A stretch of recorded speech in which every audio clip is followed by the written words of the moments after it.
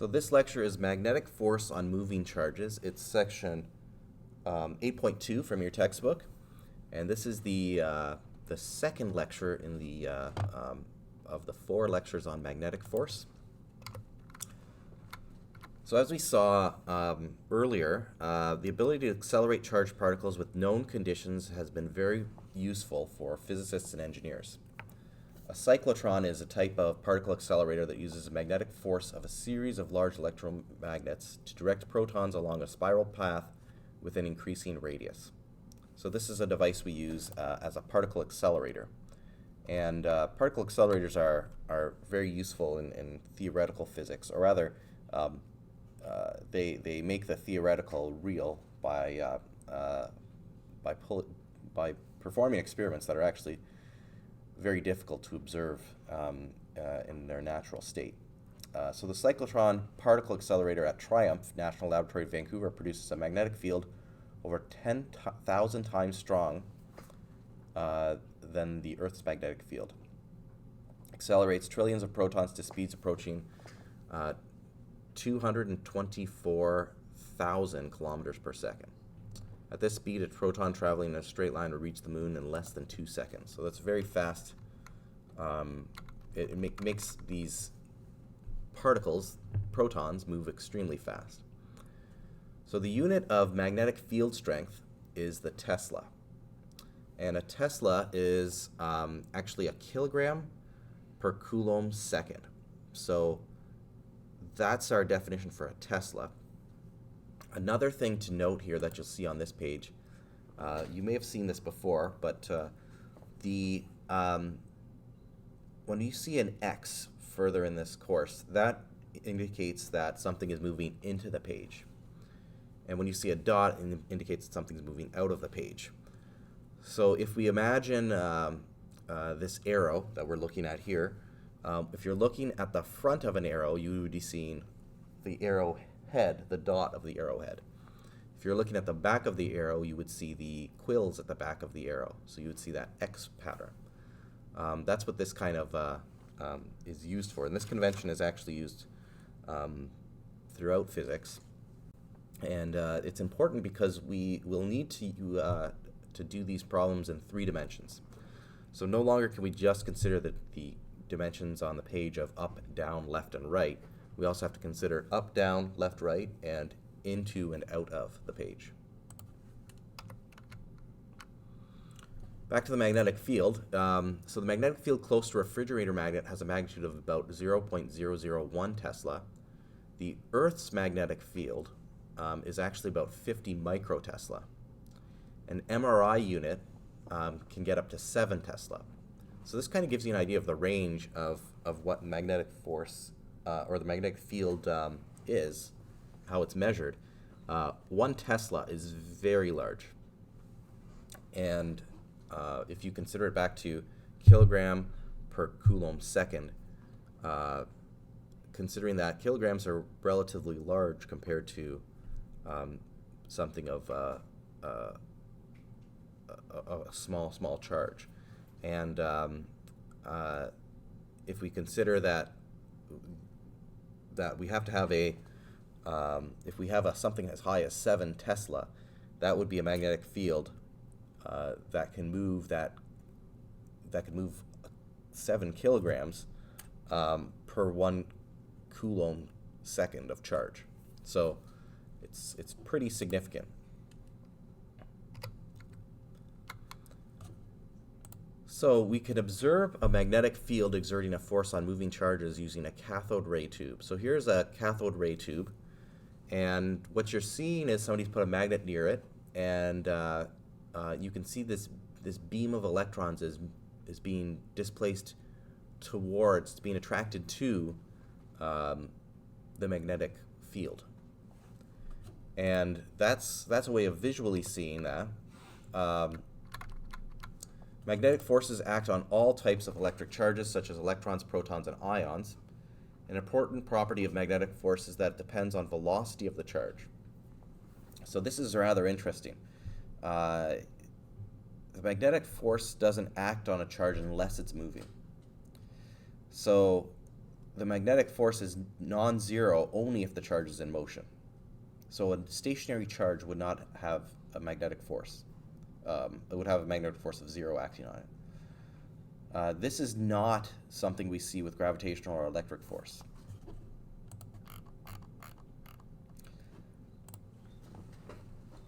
So this diagram we see at the right shows a particle with a positive charge Q moving with velocity v in the presence of magnetic field B. In this case, the magnetic force exerted on by B on Q is calculated this way. So it's Q times V times B times the sine of theta, where theta is the angle between the velocity and the direction of the magnetic field. Now, looking at that, in this image, we have the velocity solely in the x direction. The magnetic field is solely in the y direction. So the angle between them would be 90 degrees. If we substitute 90 into sine, so sine of 90 degrees is 1. So that basically means that we will maximize the amount of force if our velocity is moving perpendicular to the magnetic field. If our velocity was parallel to the magnetic field, assume the velocity was moving in the y direction, same as the magnetic field, which is pointed in the y direction. Sine would be sine of 0, sine of 0 degrees, which is 0. Now that would happen if we were going towards the east or if we were going to the west. Because if we're going to the west, it would be sine of 180, and sine of 180 is also 0. So that's something else to consider.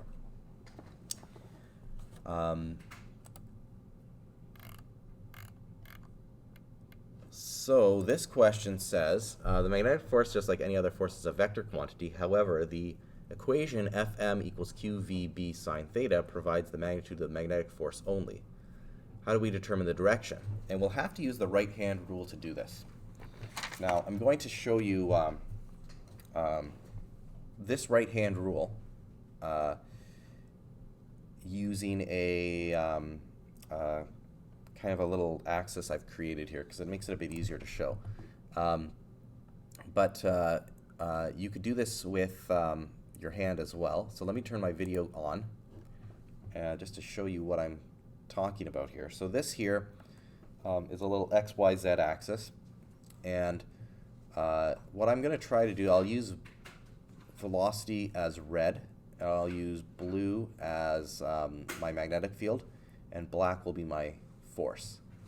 And this would be related to your thumb. So if I put this on my right hand, this would relate to my thumb, my index finger, and my palm or my middle finger for the black. And we'll show that again on the next slide as well. Now in the image that we saw here, sorry, I don't want to see that.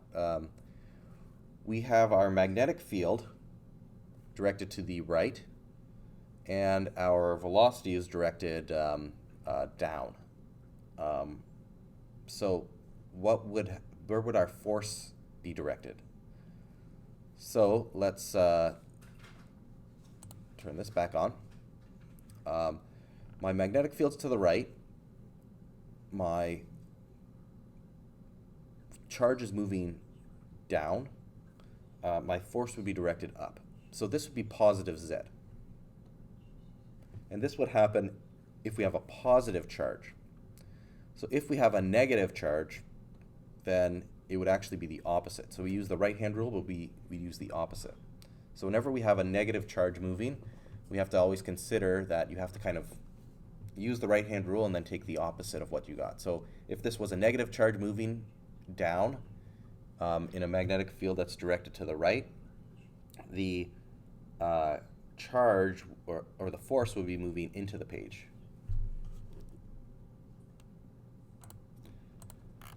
So here's what I'd like you to copy down. The right-hand rule for a moving charge. Your thumb points to the movement of the velocity of the charge. Your index finger is the direction of the magnetic field. Your palm or your middle finger is the magnetic force. And it says if Q is greater than 0, the forces will be along the positive z-axis. So if Q is less than 0, then the force is going the opposite way. That's something to consider with this. That makes it a little bit different. So it says applying the right-hand rule to the diagram, it says that we would find that the force is going up along the positive z-axis. The right-hand rule gives the direction of the force when Q is positive. When Q is negative, the direction of the force must be reversed. That's the important part. So I'd like you to copy this slide down. Magnetic force on a moving charge. You can write down what QVB are. I'd like you to write down what 1 Tesla is in SI units as well. And also write down the note that for the right-hand rule, it's done when Q is positive. So we use the right-hand rule when Q is negative, but we just have to remember that the force is reversed. Okay, this question says we have a particle carrying a charge of 2.5 microcoulombs. It's traveling 3.4 times 10 to the power of 5 meters per second when it enters this magnetic field. That magnetic field is directed into the page. And it says it's a uniform magnetic field. It's pointing directly into the page and has a strength of 0.5 Tesla. What is the magnitude and direction of the force acting on the charge as it enters the magnetic field? So we need to find the magnetic force, that Fm. And we know what that equation is. Now I'm going to show you how we can do this. Let's first assign our variables using our right-hand rule. And I'm going to use this little device here instead of my right hand because it's a bit smaller. Now let's say that the red is our velocity, and we know the velocity is going to the right when it enters this field. So I'm going to have that going to the right. Now the blue will be my my magnetic field, and that's directed into the page. So I've got to turn this around. So I have my blue going into the page. Now what we see is the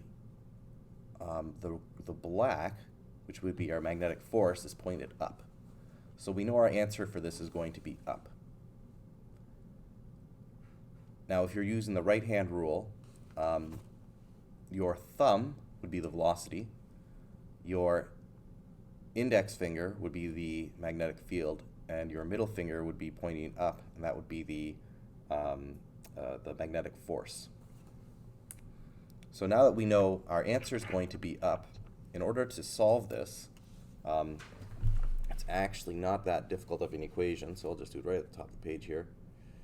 Fm is equal to QVB sine of theta. My Q is given to me as, let me just switch back here, 2.5 microcoulombs. My V is 3.4 times 10 to the 5 meters per second. My B is in Tesla at 0.5. Now I'm entering this magnetic field, and I am my angle here is the angle between the velocity and the magnetic field. The velocity is 90 degrees away from that magnetic field. If we looked at our right-hand rule here, that was red and blue. There's a 90-degree difference between those. So I'm going to write in sine of 90, which is going to be 1. So oftentimes this just gets omitted. When I multiply these together, 2.5 times 10 to the power of negative 6 times 3.4 times 10 to the power of 5 times 0.5, I end up with my 0.425 newtons, and I know that that's going to be directed up. Okay, let's look at the next question. This one says an electron moves at a speed of 54 meters per second through a magnetic field with a strength of 1.2 Tesla. The angle between them is 90 degrees. So what's the magnitude and direction of the force? So this time we'll start with finding the magnitude first. I know it's 90 degrees, so I'll use this equation. but I'm just going to omit the sign afterwards because I know sine of 90 is 1. Now it says it's an electron, so the tip here, when it says electron or proton, you have to use the elementary charge, 1.6 times 10 to the power of negative 19. My velocity is 54 meters per second, and my magnetic field is 1.2 Tesla. So multiplying these together, I'm left with 1.6 times 54 times 1.2 times 10 to the power of negative 19. And I come up with this value here. I have to round for 2. So I have 1.0 times 10 to the negative 17. That is in newtons. Now we have to find the direction. Okay, so now we have to find the direction. And this is an interesting part because we have the our velocity pointing up. Our field is to the right. But this is an electron, so we have to keep that in mind as well. Now if I switch back here to show you, my red I'll use as my velocity. My blue will be my my magnetic field direction. So I need to have this red pointing up and my blue pointing to the right. So this means that my force would be directed into the page. However, because it's an electron, it's then the opposite of that. So my force is now out of the page. So this is out of the page. And we're going to see that when we use a proton, it would be the opposite. I didn't mention this in the previous question, but it was 2.5 microcoulombs. It was positive. So when we use the right-hand rule, we are assuming a positive charge. So that's something else to consider. So I'll go through that again really quickly. Our velocity is going up. Our velocity is going up. Sorry. Our magnetic field is going to the right, which means that our force would be going into the page. That's the black end. However, because it's an electron, we have to make that the opposite, and that would be going out of the page instead. So let's look at the next question. This one deals with a proton, and this time it's at an angle that is not 90 degrees. So here we have a proton. The mass of the proton is given here, although you do have it on your formula sheet as well. It's moving along the x-axis at a speed of 78 meters per second. It enters a magnetic field of strength 2.7 Tesla. The angle between the proton's velocity vector and magnitude and magnetic field is 38 degrees. So calculate the initial magnetic force on the proton. So we'll do this again. We'll start with the math part of it. So our proton is 1.6 times 10 to the negative 19. Our V, it's moving at 78 meters per second. Our magnetic field is 2.7 Tesla. It's rather strong for a magnetic field. It's at 38 degrees, so an angle of 38 degrees. So this becomes 1.6 times 10 to the power of negative 19 times 78 times 2.7 times 38 sine. We have 2.1 times 10 to the 17. Negative 17. And now we have to find the direction. So the component of the force, so I know it's at 38 degrees, but the component of the magnetic field, rather, not the force, that is affecting the magnetic force is directed up. The V, the velocity of this charge, is going to the right. So that means our velocity is going to the right. Our component force is going up. So this means that our magnetic force would be going out of the page. And because it's a positive charge, then we keep it out of the page. We don't change that.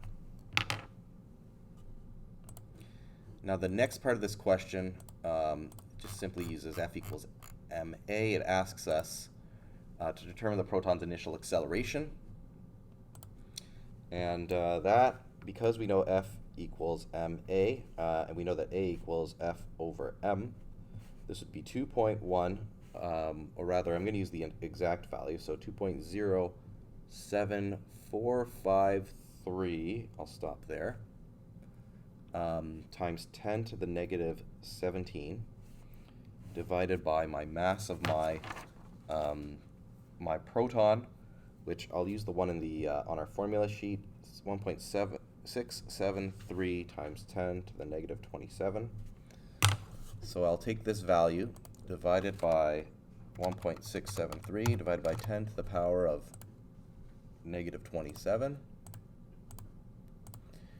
And I end up with a very fast acceleration of 1.2 times 10. I should switch this over here. 10 to the 10. And that's meters per second squared. And the direction of the acceleration is the same direction of the force. Let's look at another question here. So this one now says, we have a charged particle moving along the y-axis, passes through a uniform magnetic field oriented in the z direction. Magnetic force acts on the particle in the negative x direction. So is the charge positive or negative? So let's look at this. We have a, let's use red for our velocity. So it says it's moving along the y-axis, positive y-axis, through a uniform magnetic field. That's the blue we'll use, is oriented in a positive z direction. So now it says the force. So this is how we're moving. We're moving up. Our blue, our B, our magnetic field is directed up. If it was positive, it would be moving to the right. Here it says it's moving in the negative x direction. So that means it must be a negative charge. So that's how we would figure that out. Next question says, we have a charged particle moving along the y-axis that passes through a uniform magnetic. Oh, same question here. How would the force change if the charge of the particle were tripled, but the velocity were halved? And this here, if we just looked at the equation, it's essentially everything is multiplied together. So if the charge is multiplied by 3, our force would increase by a factor of 3. If our velocity was halved, our force would decrease by 1/2. So putting that together would be multiplied by 3 divided by 2. And it says here, how would the force change if the particle traveled parallel to the magnetic field? So if it traveled parallel to the magnetic field, sine of 0 is 0. So we would have a force of 0. So next part says the magnetic force has several distinctive characteristics. One already mentioned is that Fm depends on velocity. Another characteristic different from gravitational electric forces is that the direction of Fm is always perpendicular to both the magnetic field and the particle's velocity. The direction in which the force acts and the direction of the field are always parallel for electric and gravitational fields. However, the magnetic force, like the electric force, is much greater than the gravitational force. So just some things to keep in mind, and these are summarized on this last slide, which you can pause the lecture and copy these down. I will just go through them and kind of explain some other points here. Now, one thing that's interesting is each of these forces obeys some sort of inverse square relationship. So the farther we are away from something, the less the force is by the square of that distance. The magnetic force depends on velocity. Gravitational force depends on mass. Electric force depends on charge. The magnetic force acts parallel to the velocity and the field, whereas the electric and gravitational forces are parallel. I think I should say the magnetic force is perpendicular to both the velocity and the magnetic field. And the magnetic and electric forces are much, much greater than the gravitational force.